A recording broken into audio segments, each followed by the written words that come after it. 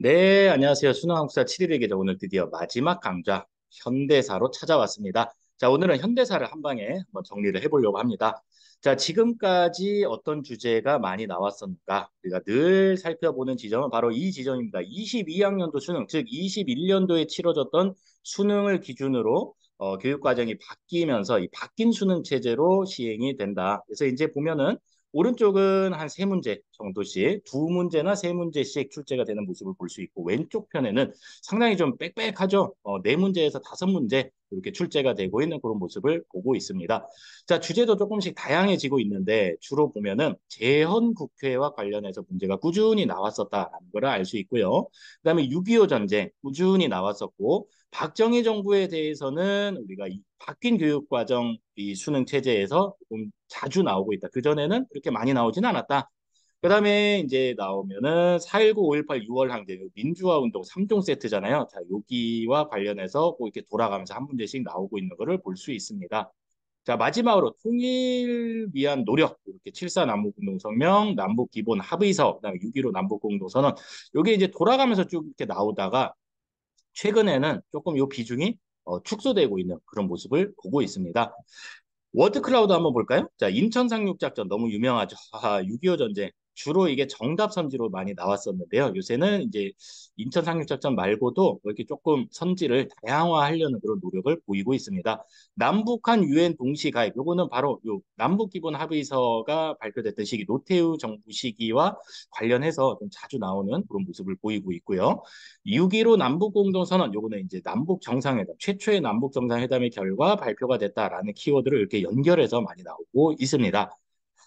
반민족 행위 처벌법, 요거는 바로 여기 재헌국회에서 했던 작업 중에 하나로 많이 나오고 있습니다. 자, 그러면 이런 내용들을 우리가 한번 정리해보는 시간을 갖도록 하겠습니다. 자, 1945년, 길고도 길었던 일제강점기에서 우리가 드디어 벗어나서 해방을 맞이합니다.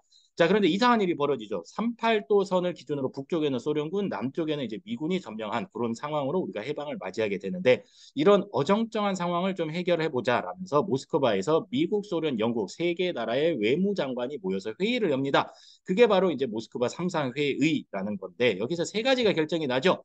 한반도를 어떻게 할 거냐? 민주주의 임시정부를 수립하자. 그럼 어떻게 수립할지를 당시 한반도를 점령하고 있었던 미국과 소련이 다시 한번 논의를 해야 그런 회의를 하기 위한 기구로서 미소공동위원회, 즉 미소공의를 둔다. 이게 두 번째 사항. 그렇게 이제 임시정부가 수립이 됐을 때 얘네들은 뭘 아직 정치를 잘 해본 적이 없으니까 강대국들이 최대 5년간 신탁 통치를 한다. 이게 이제 결정 내용이었는데 특히 이 신탁 통치 이게 이제 발표가 되면서 이 한반도에서 좌파와 우파의 대립이 상당히 심해지는 그런 모습을 보이게 됩니다. 자, 어쨌거나 이 결정에 따라서 1차 미소 공동위원회가 개최가 됐으나 이야기가 잘 되지 않아요. 그래서 휴회에 들어가게 되고 이 와중에 전라도 정읍에서 이승만이 그렇다면은 남한만이라도 단독 정부를 수립을 해야 되지 않겠는가 하는 정읍 발언을 하게 됩니다. 그러자 중도 좌파인 여운형과 중도 우파인 김규식이 만나서 이러다가 한반도 분단되겠는데 우리 좌우 합작으로 정부를 수립하기 위해서 노력해보자 라면서 좌우 합작 운동이 전개가 됩니다. 가끔씩 이 인물로 놓고 물어볼 때 여운형이나 김규식 하면은 좌우 합작 운동을 주도했던 두 인물이다. 이렇게 여러분 기억해 두면은 좋을 것 같습니다. 이 좌우합작 운동이 잘 되지 않았어요. 자, 그 와중에 2차 미소 공동위원회가 열렸으나 완전히 결렬되고 맙니다. 그리고 이제 미국은 이 한반도 문제를 유엔 총회, 국제연합이죠. 유엔 총회에 넘기게 되는데 여기에서 이런 결정이 나요. 그렇다면은 공평하게 인구 비례에 따라서 총선거를 하자. 그랬더니 누가 반발하냐면 인구가 적은 북한, 그다음에 그 북한 지역을 점령하고 있던 소련이 이 제안을 거부를 하죠. 그래서 다시 한번 유엔 작은 총회, 소총회를 열어서 그렇다면 선거가 가능한 지역에서만이라도 먼저 선거를 해라. 즉 남한만의 단독 선거가 여기서 결정이 됩니다.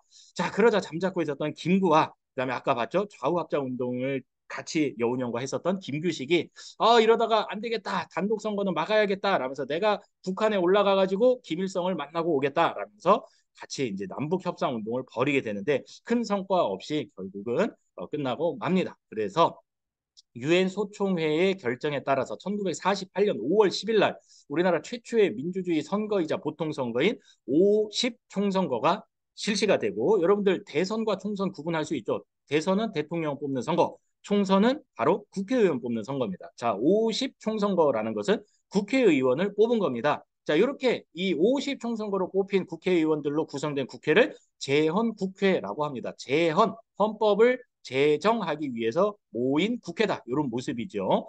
자, 그래서 이제 뭐 헌법을 이제 만들어서 발표하기도 하고 이 헌법에 따라서 간선제로 이승만을 초대 대통령으로 선출하기도 합니다. 그리고 나서 이 일제강점기 때 반민족 행위했던 사람들을 처벌을 해야 되지 않겠습니까? 그래서 반민족 행위 처벌법을 제정을 하고 이걸 조사하기 위한 기구로 반민특위를 조직을 하고 활동을 시작했으나 나중에 이승만 정부의 방해로 결국은 공소시효가 단축되면서 흐지부지 끝나고 만다. 그다음에 이제 두 번째 과제는 오랜 이제 고질병이라고 할 수 있죠. 지주, 그다음에 소작농. 실제로 농사 짓는 소작농들은 땅이 없어요, 땅이. 지주는 농사 짓지도 않은 땅이 너무 많다 이거예요. 그래서 요거를 조금 정부가 지주한테 땅을 사가지고 다시 이제 땅 없는데 실제 농사 짓는 농민들한테 싸게 파는 그런 농지 개혁을 추진하게 된다라는 얘기예요. 자, 이렇게 세트입니다. 이렇게 세트. 50 총선거로 구성된 가 국회에서 했던 일로 올바른 것을 고르시오. 이런 문제가 상당히 자주 출제됐습니다. 정답은 둘 중에 하나입니다. 그죠? 두 번째 유형 하나 볼까요? 두 번째 유형. 반민족 행위 처벌법 자료가 이렇게 나올 거예요. 자, 이 법을 제정한 국회에서 했던 일을 고르시오. 정답은 농지개혁. 반대일 수도 있겠죠. 농지개혁 자료로 나오고 정답으로 반민특위 이렇게 나올 수도 있고요. 자, 어쨌거나 이 부분이 오늘 첫 번째 포인트가 되겠습니다. 아까 이렇게 얘기했죠. 재헌 헌법에 의해서 간선제로 이승만이 초대 대통령에 선출되었다. 자, 이제부터 이승만 정부 이야기를 좀 하려고 하는데 얼마 가지 않아 가지고 전쟁이 뻥 터지죠. 북한군의 기습 남침으로 1950년 6월 25일 날 6.25 전쟁이 터지게 됩니다. 거의 뭐 한 3년 정도 전개가 됐던 그런 전쟁인데 핵심 키워드만 좀 살펴볼게요. 여러분들 요거는 뭐 잘 알고 있기 때문에 전개 순서라든지 이런 거는 그냥 다 빼고 키워드는 바로 이런 거죠. 6.25 전쟁이 일어나자 유엔군이 결성이 돼가서 이제 파견이 되죠. 자, 그렇지만 초반에는 우리가 엄청 밀려요. 네, 밀려가지고 어디까지 밀리냐면은 저기 부산, 대구를 흐르는 낙동강까지 우리가 밀리게 됩니다. 그래서 낙동강 전선이라고 우리가 부르죠. 이 전세를 뒤집었던 게 바로 메가더 장군의 인천 상륙작전 되겠습니다. 그래서 이제는 전세가 역전이 돼요. 공수가 교대가 돼서 우리 국군과 유엔군이 압록강까지 저기 백두산에서 흘러나오는 그 중국과 국경선 있는 그 강이 바로 압록강이죠. 자, 압록강까지 진격을 했으나 중국군이 개입을 하게 되면서 그러니까 참전을 하면서 우리가 대대적인 후퇴를 하게 됩니다. 그 대표적인 후퇴가 바로 흥남철수고 이건 몽덩거려서 일사후퇴라고도 부릅니다. 자, 그래서 다시 이제 서울을 뺏기고 그다음에 다시 서울을 뺏고 뭐 이때를 배경으로 이제 시작되는 영화가 바로 국제시장이지요. 좀 다른 얘기를 하자면은 이 전쟁 중에 수도가 부산으로 옮겨가는데 이 수도 임시 수도 부산에서 이승만 정부가 발췌 개헌 즉 1차 개헌을 하게 됩니다. 그러면서 이제 대통령 직선제로 개헌이 되고 요게 이제 나중에 다시 2년 후에 4.4.5.2 개헌을 하게 되면서 초대 대통령 즉 이승만에 한해서는 여러 번 대통령 할 수 있게 만들었던 겁니다. 그래서 1차 개헌, 2차 개헌 특히 요 1차 개헌 발췌 개헌은 좀 기억을 해두세요. 6.25 전쟁 중에 있었던 개헌이다. 이런 얘기고요. 근데 공통점이 있어요. 다 이승만이 장기 집권을 하는 길을 열어줬다라는 얘기예요. 그러니까 독재 체제가 점점 강화되고 있는 그런 모습인데 그 와중에 1960년 3월 15일 날 이제 대통령 선거, 정부통령 선거가 있었는데 이제 부정선거를 해요. 너무 대놓고 부정선거를 했던 거죠. 그거를 우리가 3.15 부정선거라고 하는데 많은 여러분 같은 고등학생들이 들고 일어나는 거예요. 이거 부정선거 다시 해야 된다. 이거 무효다. 우리는 반장선거도 이렇게 안 한다. 이러면서 이제 막 시위를 하죠. 그 와중에 이제 4.19 혁명으로 이어지게 되는데 마산 앞바다에서 김주열이라는 고등학생의 시체가 떠오르면서 이 걷잡을 수 없이 이 시민들의 분노가 전국적으로 퍼지게 됩니다. 네. 그래서 이제 이승만이 살고 있는 청와대, 지금의 청와대, 그때 당시는 경무대 앞으로 이제 밀려 들어가는 그 와중에 그곳을 지키고 있던 경찰들이 발포를 하면서 수많은 시민들이 사망하거나 다치는 그런 사건이 일어나게 됩니다. 그러자 이번에는 대학 교수단이 길거리로 나와서 시위에 동참하죠. 학생들의 피해 보답하라 이러면서 결국은 이승만은 하야를 하고 결국 이 이승만 정부가 무너지게 됩니다. 이게 바로 이 민주화 운동 3종 세트 중에 첫 번째 사건이라고 할 수 있는 1960년의 4.19 혁명입니다. 키워드 중요한 거 선생님이 지금 다 띄워줬습니다. 3.15 부정선거가 배경이었다. 이게 주로 이제 정답 선지로 나왔던 것 같고 또는 결과적으로 이승만의 하야를 가져왔다. 이게 이제 정답 선지로 보일 때도 있다라는 얘기입니다. 자, 이렇게 해서 이제 다시 내각 책임제를 개헌을 하고 잠깐 동안 윤보선이 대통령을 하고 장년이 총리가 되는 그런 장면 내각 2공화국이 수립이 되었다가 1년여 만에 결국 다시 무너지게 됩니다. 바로 5.16 또는 5.16 군사정변으로 박정희가 등장을 했기 때문입니다. 여러분들 박정희 하면 가장 먼저 떠오르는 게 그렇죠. 경제 성장 아니겠습니까? 근데 경제 성장을 하기 위해서는 돈이 또 필요해요. 그래서 이 돈을 마련하기 위해서 박정희 정부에서는 이 두 가지 작업을 합니다. 어, 일본이 우리를 괴롭혔죠. 예, 요 변상해라. 변상하면은 우리가 다시 니네랑 수교를 맺겠다. 예, 한일 협정을 이제 체결을 하면서 어느 정도 이제 돈을 확보를 하기도 하죠. 물론 사과를 받지는 못했어요. 그게 이제 지금까지도 문제가 되는 거고요. 그 다음에 이제 미국의 요청에 따라서 이때 당시에 이제 미국은 베트남전에 막 뛰어들고 있었는데 우리 장병들이 베트남에 파병되기도 했었죠. 자, 뿐만 아니라 독일에 예, 우리나라 노동자들이 광부 또는 간호사로 많이 이제 파견을 가기도 합니다. 예, 그런 얘기고요. 뭐 외국인 노동자죠. 외국인 노동자. 당시에 너무 일이 힘드니까 광부, 그다음 간호사 너무 힘들잖아요. 몸 쓰는 일. 그래가지고 이 독일에서는 기피 직업 중에 하나인데 이제 우리나라 사람들이 가가지고 열심히 일하니까 이 독일 사람들이 굉장히 감동도 하고 또 외화벌이에 굉장히 큰 도움을 줬다라는 얘기입니다. 자, 경제개발 계획을 이제 굴려가지고 어느 정도 경제가 쭉쭉쭉쭉 성장하는 그런 모습을 보입니다. 여기에 이제 박정희의 인기도 같이 좀 올라가고 있는데 대통령을 이미 두 번이나 한 거예요. 당시 헌법으로는 이제 대통령을 두 번만 할 수 있었는데 한 번 더 하고 싶었던 거예요. 그래서 안 되면 재개하라 하면서 삼선 개헌을 추진하게 됩니다. 1969년의 일인데 삼선의 이름에서부터 느껴지죠. 세 번까지 대통령 나올 수 있게 헌법을 뜯어 고친 겁니다. 야당의 반발을 무릅쓰고요. 자, 그러는 와중에, 그러니까 결국 이제 세 번째 당선이 된 거죠. 그래서 이제 박정희의 장기 집권이 좀 이제 좀 노골화되고 있는 그런 와중에 국제적으로는 냉전 체제가 완화되는 그런 이제 시기를 맞이하게 됩니다. 그 와중에 1972년 우리나라도 7.4 남북 공동성명을 발표하면서 남한과 북한이 처음으로 이 통일 원칙에 대해서 합의를 하게 됩니다. 3대 통일 원칙이죠. 3대 통일 원칙. 자, 그리고 이 통일을 추진하기 위한 기구로서 남북조절위원회를 설치를 했으나 결국 7.4 남북 공동성명은 남한이든 북한이든 독재 체제 강화에 이용되고 맙니다. 왜냐하면은 이 7.4 남북 공동성명을 통해서 이제 좀 있으면 통일될 건데 너네 무섭지? 빨갱이들하고 같이 나라 살아야 돼. 그러니까 우리 통일 준비하기 위해서 내 말을 더 잘 들어야겠지. 라면서 박정희 정부가 헌법을 한번 크게 뜯어 고칩니다. 그게 바로 이제 유신 헌법인데 이 유신 헌법 한번 내용을 보면은 대통령은 지금까지 국민들이 뽑았어요. 그런데 이 유신 헌법에 의하면 이제부터는 통일주체 국민회의에서 뽑는다. 그런데 이 통일주체 국민회의는 또 한 절반 정도는 또 대통령이 또 임명을 하는 거예요. 그러니까 자기들끼리 북치고 장구치고 이렇게 대통령을 뽑는다. 형식적으로는 선거를 하지만 결국은 여러분들 느낌이 딱 오죠? 아, 그렇죠. 장기 집권의 토대를 마련하게 되는 겁니다. 자, 뿐만 아니라 대통령에게 필요에 따라서는 뭐 국회를 해산할 수도 있고 또 헌법, 기본권, 국민의 기본권을 잠깐 중단시킬 수 있는 긴급 조치를 내릴 수 있는 막강한 권한도 줍니다. 거의 뭐 왕과 같은 그런 권한을 이 당시에 대통령에게 몰아줬던 헌법이 바로 유신 헌법입니다. 자, 그러다 보니까 또 많은 이제 재야 인사들이 또 야당 의원들이 반대를 했겠죠. 그 대표적인 이제 선언이 바로 3.1 민주구국 선언, 3.1절을 기념해서 이제 발표를 하게 되는 거죠. 자, 이러면서 이제 스무스하게 70년대로 넘어갑니다. 자, 60년대 박정희 이런 거 있죠. 꼭 경제 발전시켰다. 삼선 개헌이 있었다 정도. 통일 정책 관련해서 7.4 남북 공동성명이 발표됐다. 70년대는 독재 체제가 강화됐다. 바로 유신 헌법 때문이지요. 자, 그리고 이 70년대는 경제가 꽤 많이 성장했던 시기이기도 합니다. 그 와중에 이제 전태일이 분신하기도 하죠. 노동법을 지켜라. 노동자들의 희생에 따라서 이제 경제가 많이 발전했었거든요. 그리고 이제 농촌의 희생 뭐 이런 것도 있었는데 그래서 이제 못 사는 농촌을 좀 되살려보자라면서 이제 정부 주도로 새마을 운동을 주도했던 시기이기도 합니다. 뭐 경부고속국도가 개통되기도 하고 해서 여러분들 웬만한 그런 경제와 관련된 것들은 다 6, 70년대 박정희 정부 때 이제 어느 정도 초석이 마련된다라는 거를 좀 알고 가면 됩니다. 출제자들이 이게 정부의 눈치를 굉장히 많이 봅니다. 그래서 좀 현대사를 출제할 때 균형을 맞추려고 해요. 균형. 소위 말하는 진보 세력 또는 진보 세력의 대통령을 출제를 하면 반드시 이 박정희 정부의 경제 성장 여기 같이 등장합니다.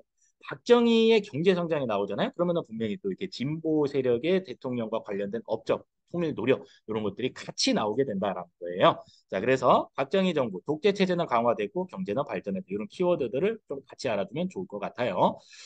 영원한 것은 없습니다. 1979년 부마 항쟁이 일어나면서 박정희 정부에 대한 반대 시위가 거의 전국적으로 확산될 조짐이 보입니다. 그 와중에 박정희의 신복이었던 중앙정보부장 김재규가 박정희를 사살하는 그런 12.6 사태가 일어나게 됩니다. 박정희가 암살당한 거죠. 암살이라기보다는 그냥 총 맞아서 이제 죽은 거죠. 사망하게 된 거죠. 자, 그래서 잠깐 최규하가 대통령인 시기가 있었는데 그 와중에 그 와중에 12.12 사태로 전두환, 노태우 등의 새로운 군부 세력, 즉 신군부 세력이 점점 성장을 하게 됩니다.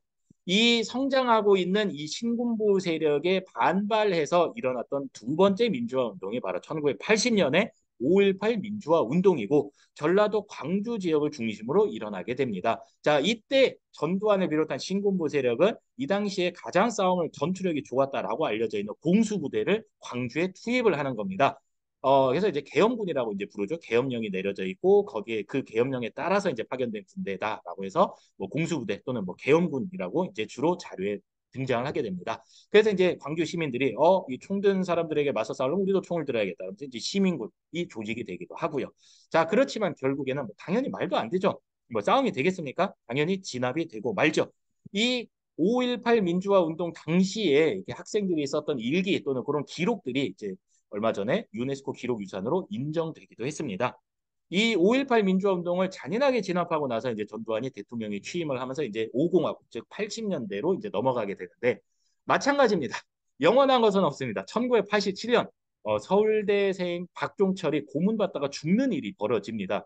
영화 1987에서 이걸로 굉장히 잘 그려냈는데 이 박종철 사망 사건을 계기로 6월 항쟁이 이제 시작이 됩니다.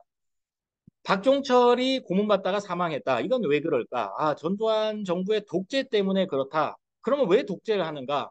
국민들이 대통령을 뽑지 못하기 때문이다. 그러면 어떻게 뽑을 수 있는가? 헌법을 바꿔야 된다. 라면서 이제 많은 시민들이 헌법을 바꾸자 라면서 거리로 뛰쳐나오게 됩니다. 그러자 4월 13일 날 이 전두환이 직접 TV에 나타나가지고 본인은 헌법을 바꿀 마음이 전혀 없고 현행 헌법을 지키고 이 헌법에 따라서 다음 대통령 선거를 시행할 것을 선언합니다. 뭐 이제 이렇게 되는 거예요. 그 선언이 바로 4.13 호헌 조치입니다. 호헌, 수호한다. 무엇을? 지금의 헌법을 간접 선거로 대통령을 뽑는 이 헌법을 헌법대로 가겠다. 그러니까 한마디로 니네 말 안 듣겠다 이런 얘기예요. 그래서 호헌, 절패, 독재, 타도라면서 더 많은 사람들이 거리에 뛰쳐나오게 되고 이 와중에 연세대생 바로 이한열이 최루탄을 맞고 또 이제 사경을 헤매다가 결국에 사망하는 그런 일이 벌어지게 됩니다. 그러다가 6월 10일 날 전국 규모로 국민대회가 이제 일어나게 되고요. 그러니까 시위가 전국으로 확산이 되게 된 겁니다. 그래서 결국에는 이 신군부 세력이 6월 29일 날 차기 대통령 후보였던 노태우가 TV에 띡 나타나가지고 직선제로 개헌을 하겠습니다. 6.29 민주화 선언을 발표를 하게 되고 결국에 직선제 개헌을 통해서 이때부터 지금까지 우리 손으로 대통령을 뽑을 수 있게 되는 겁니다. 6월 민주화 항쟁 키워드 보이세요? 박종철, 이한열, 60만 만세운동이 아니죠. 국민대회 6.29 민주화선언 주로 이런 게 답이었어요. 직선제로 개헌이 되었다. 직선제 개헌을 가져왔다. 이게 주로 이제 정답이었는데 한번 같이 보기 바랍니다. 자, 이 직선제 개헌 헌법에 따라서 선출된 대통령이 노태우예요. 김영삼과 김대중이 같이 나왔는데 단일화에 실패했거든요. 표가 갈라지면서 노태우가 당선이 됩니다. 이 시기는 냉전 체제가 해체되는 그런 시기이기도 해요. 그래서 이때 당시에 우리나라 북쪽에 있는 사회주의 국가 중국과 소련과 수교를 맺기도 합니다. 이런 현상을 우리가 북방 외교 이런 정책이죠. 현상이 아니라. 그다음에 남북한이 유엔에 동시 가입하기도 하고요. 한반도 비핵화 선언이 발표되기도 합니다. 그리고 이제 여러분들이 좀 잘 알아둬야 될 두 번째 통일과 관련된 문서가 바로 남북 기본 합의서입니다. 한번 복습. 최초는 7.4 박정희 때죠. 박정희 때. 두 번째는 노태우 때 남북 기본 합의서인데 노태우 정부 때 이런 일들이 같이 일어났다라는 거를 좀 알아두세요. 자료가 이렇게 나옵니다. 남북 기본 합의서 자료로 내놓고 이 정부 시기에 있었던 일. 정답 유엔 동시가입. 또는 유엔 동시 가입이 자료로 나오고 이때 있었던 일은 정답 남북 기본 합의서. 세트예요, 세트. 두 번째 세트. 자, 알아두기 바랍니다. 자, 다음으로 넘어가죠. 자, 그 다음 대통령 김영삼입니다. 김영삼. 앞으로 금융거래를 할 때는 반드시 실명 인증을 거쳐서 해라. 지금은 너무나 당연한데 그 전에는 그렇지 않았다라는 사실. 경제적으로 금융실명제를 실시했던 대통령 하고요. 그 다음에 지방자치제가 이때 전면 실시되기도 합니다. 그래서 지금도 우리가 지방선거가 있죠. 시장 뽑고 뭐 구청장 뽑고 구의원, 시의원 이거 다 뽑잖아요. 이때부터 시행이 됐다라는 얘기고요. 선진국 동호회라고 할 수 있는 OECD에 가입을 하기도 했고 그렇지만 방만한 기업 경영과 여러 가지 국가 부채 외화가 갑자기 빠져나가면서 외환 위기에 이제 봉착하게 됩니다. 그래서 결국에 IMF 국제통화기금의 이제 관리를 받게 되는 거죠. 그게 이제 1997년의 일이고 그 직후에 이제 정권이 김대중으로 바뀌게 되는 겁니다.